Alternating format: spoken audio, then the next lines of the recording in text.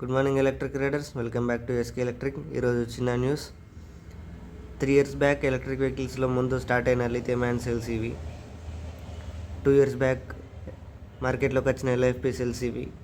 ఇప్పటికి కూడా మార్కెట్లో ఎక్కువ మట్టుకు ఇవే నడుస్తున్నాయి. అప్పట్లో కింగ్లా ఉన్నాయి ఈ సెల్స్. ఇప్పటికైతే బ్యాటరీస్ హీట్ అవుతూ పేలుతున్న బ్యాటరీస్ ఇవి కాదు. ఇది చూసినా కెమికల్ లీక్ అయిపోయింది కానీ పేలలే. ఎందుకు? ఇది ఎల్ఎఫ్పి సెల్, ఫైర్ కాదు. ఇదే ఇన్సిడెంట్ దీని సైడ్ జరిగితే మాత్రం ఎట్లా వెళ్తుందో మీరు న్యూస్లో చూసే ఉంటారు, మళ్ళీ చెప్పాల్సిన అవసరం లేదు. సో ఎల్ఎఫ్పి అనే సేఫెస్ట్ బ్యాటరీ, కానీ రియల్ లైఫ్లోకి వచ్చేసరికి దీని సేఫ్ సైడ్ ఉంది కానీ బ్యాటరీ సైజ్ అనేది ఎక్కువ అయిపోతుంది, బండ్లో పట్టదు. అందుకే కంపెనీలన్నీ ఈ సెల్స్తో తయారు చేస్తున్నాయి లిథియం అయాన్ సెల్స్ ఇవి. కానీ హీట్ అవుతాయి 3 yearsలో. దీని లైఫ్ ఎక్కువనే, కానీ రియల్ లైఫ్లో దీని ప్రాబ్లం ఏంటంటే బ్యాలెన్స్ అవుట్ అయిపోతుంది. బ్యాలెన్స్ అవుట్ అయిపోవడానికి main reason charging time to time పెట్టకపోవడం, టైం టు టైం సర్వీస్కి రాకపోవడం. సో ఈ ప్రాబ్లమ్ని రెక్టిఫై చేసుకొని ఇప్పుడు వచ్చే సెల్స్ ఇవి. సైజులో చూసుకున్నా కూడా ఇంత వేరియేషన్ ఉంది. ఇది ఒక్కొక్క సెల్ 2.5 AH ఉంటుంది, ఇది ఒక సెల్ 6 AH ఉంటుంది, పెరిగింది. కానీ ఏకంగా ఇది 15 AH సెల్. దీనికంటే ఇంకా పెద్దది ఉన్నది మన దగ్గర 100 AH సెల్ ఉంది. దీనికంటే పెద్దది ఇది 100 AH సెల్. సైజ్ వేరియేషన్ చూసుకోవచ్చు. మన మార్కెట్ ఇంత నుంచి స్టార్ట్ అయ్యి, అంటే first lead acid batteries, gel batteries అని బాగుండే, అది వదిలిపెట్టేసేయండి. ఎందుకంటే 1.5 years ఎక్కువ నడువు. అది మీకు నచ్చదు, నాకు అసలు నచ్చదు. తర్వాత ఇవి వచ్చినాయి, ఇప్పుడు ఇవి నడుస్తున్నాయి. వీటి తర్వాత వచ్చే బ్యాటరీస్ ఇవి ఎక్కువ మట్టుకి ఎలక్ట్రిక్ కార్లలో, ఎలక్ట్రిక్ స్కూటీలలో వాడతారు. కానీ మనం మట్టుకి టీఎంఎస్ తరపున, ఎస్కే ఎలక్ట్రిక్ తరపున ఇవే మన స్కూటీలు ఇవ్వడం జరుగుతుంది. దీని అడ్వాంటేజెస్ ఏంటంటే దీని లైఫ్ సైకిల్ ఎట్లా ఉంటుందో 1500 లైఫ్ సైకిల్స్, అంటే 1000 to 1500 లైఫ్ సైకిల్స్ వస్తుంది బెస్ట్ మైలేజ్లో. మీరు ఎట్లా ఫుల్ ఛార్జ్ చేసి వాడుకుంటారు కాబట్టి అంతే వస్తుంది. లేకపోతే 2000 లైఫ్ సైకిల్స్ దాకా వస్తాయి ఇవి.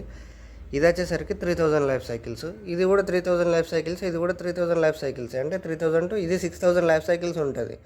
ఎప్పుడు 100% ఛార్జింగ్ పెట్టకుండా 20 నుంచి 80% ఛార్జింగ్ పెట్టుకొని వాడితే బ్యాటరీ లైఫ్ అనేది పెరిగిపోతుంది. ఈ సెల్స్తో ఇచ్చేది 60 kilometers. దానిలో 20% నుంచి 80% మాత్రమే ఛార్జింగ్ పెట్టుకొని వాడుకో అంటే అది వచ్చేది 30-40 kilometers. ఎవరైనా 60,000 పెట్టి బండి కొంటారా? కొనరు.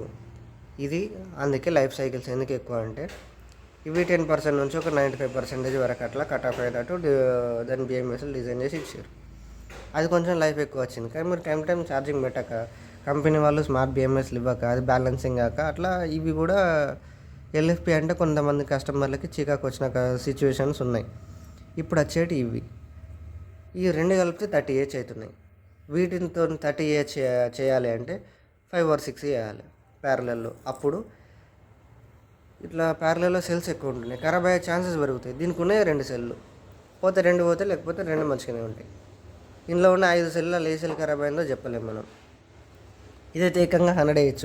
దీనికి ప్యారలల్ అంటూ ఏముండదు, ఉన్నది ఒకే సెల్లే ఉంటుంది, బరాబర్ నడుస్తుంది. ఇది మనకి ఈ సెల్స్తోనైతే 45 AH 60 AH వరకు ఇస్తున్నాం. అది కూడా మార్కెట్ రేటుకి. 120 kilometers బండి 1,25,000కి, 1,30,000కి ఆ స్కీమ్ ఈ స్కీమ్ అని చెప్పుకుంటూ అమ్మే సిచ్యువేషన్ మన కంపెనీలో లేదు. ఏదన్నా direct sale, wholesale rate. So ఇప్పుడు మీరు ఆలోచించాలి చేయాలంటే ఇంకేమన్నా తగ్గుతుందా అని రోజుకి 20-30 సార్లు వింటున్నా. కానీ ఆ డైలాగ్ కొట్టకుండా ఈ బ్యాటరీతో మీరు కొనుక్కున్నారు అంటే, మీరు కొనుక్కోకుండా ఇంతకుముందు ఈ బ్యాటరీతో కొనుక్కొని సాటిస్ఫై అయిన కస్టమర్స్ ఉన్నారు. 3 సంవత్సరాల నుంచి ఆ 100 kilometers బండినే కావచ్చు, 80 kilometers బండినే కావచ్చు, అంటే 30 AH 45 AH ఏ కెపాసిటీతో కొన్నారో అది సాటిస్ఫై అయిన కస్టమర్స్ ఉన్నారు లిథియం అయాన్తో. అంటే ఇప్పుడు బ్యాటరీస్ హీట్ అయ్యి పేలడం స్టార్ట్ అయినాయి, కానీ ఒకప్పుడు నుంచి వాడుకున్న వాళ్ళు అయితే మంచిగానే వాడుకుంటున్నారు కదా. అదేవిధంగా ఈ సెల్స్తో తయారు చేసుకుంటే 5 to 6 years నడుస్తుంది బ్యాటరీ. ఎందుకంటే 3000 లైఫ్ సైకిల్స్ నుంచి 5000 అట్లా సంథింగ్ ఏమో ఉంటుంది.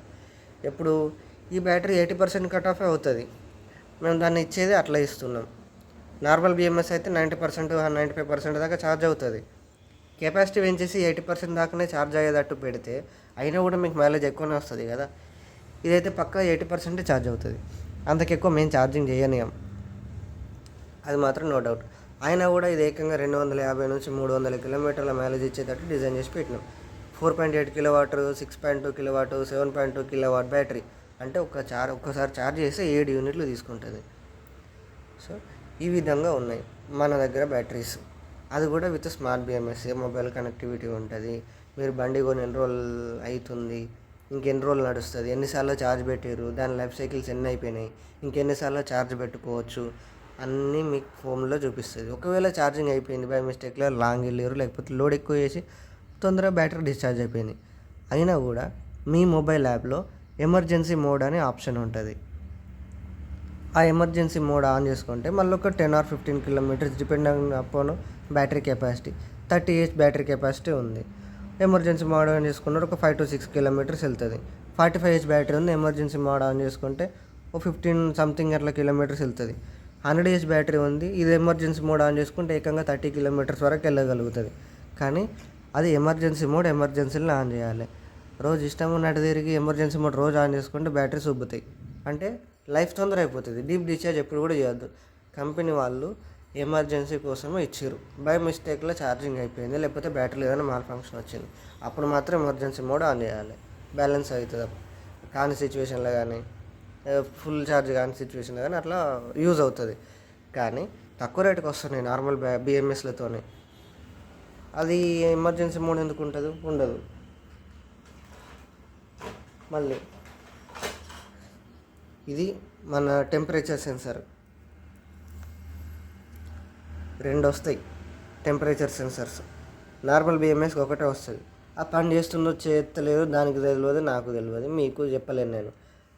ఒకటే ప్లగ్ ఉంటుంది, మళ్ళీ 2 చూపిస్తున్నా అనుకున్నారు. ఒకటే ప్లగ్, ఇదే బిఎంఎస్కి వెళ్తుంది.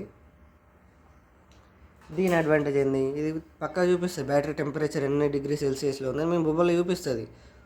ఒక టెంపరేచర్ సెన్సర్ బిఎంఎస్కి అంటుకొని ఉంటుంది, మిగతాదంతా సెల్స్ మధ్యలో ఉంటుంది. రెండింటి తాలూకా టెంపరేచర్ చూపిస్తుంది. సో పక్కా వర్క్ అవుతుంది.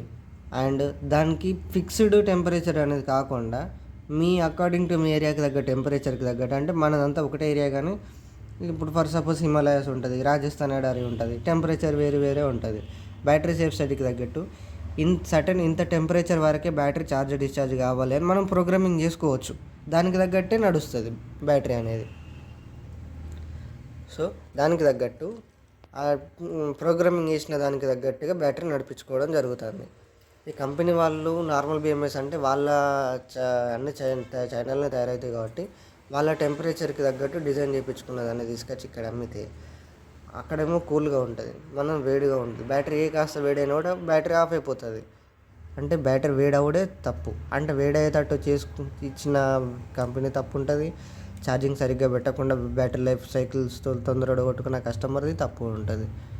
సో అదంతా కాకుండా నార్మల్ బిఎంఎస్ కాకుండా స్మార్ట్ బిఎంఎస్తోని ఈ సెల్స్తోనే కానీ తీసుకుంటే ఆ స్మార్ట్ బిఎంఎస్ మెయింటైన్ చేసుకుంటుంది కదా. సో ఇది ఇవాళటి న్యూస్.